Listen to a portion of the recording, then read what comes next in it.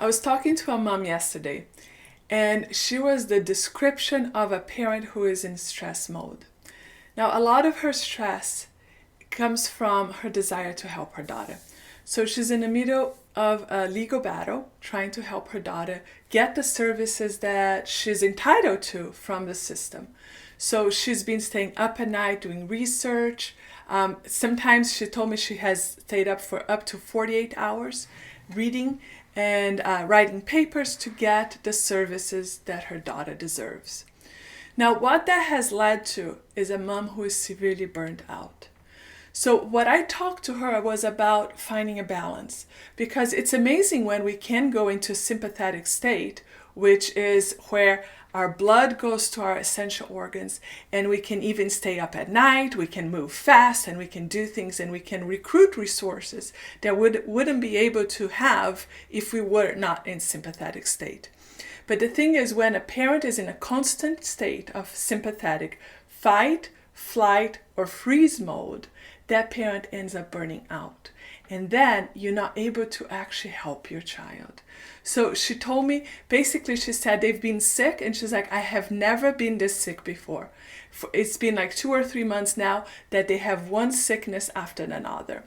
And I was so grateful that we were talking, because I was able to point out to her how her immune system is deeply linked to her levels of stress, right? When we're in sympathetic state, we're not able to heal. We're not able to recoup and get better from that sickness, because we have to be in parasympathetic state in order to get better. So in the past, this very mom had told me that doing watercolor and writing and going to the park and sitting in the sunshine was things that have helped her in the past. But she was not engaging in those activities right now.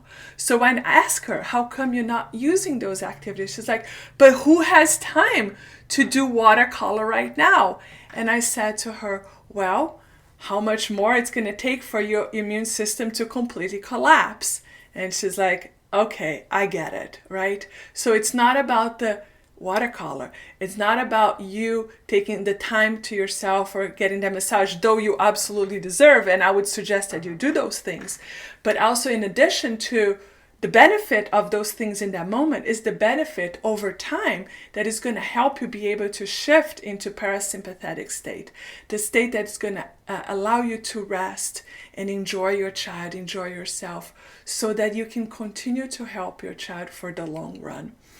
The other huge important piece is that when you are in stress mode, your child is going to be in stress mode. So this amazing mom, her daughter has also been very sick and very stressed, right? So I know all of that work that you're doing, all the cleaning, all the cooking, it's all to help your child. So you want to keep in mind that you going to parasympathetic state, you going to a place of relaxation will also help your child.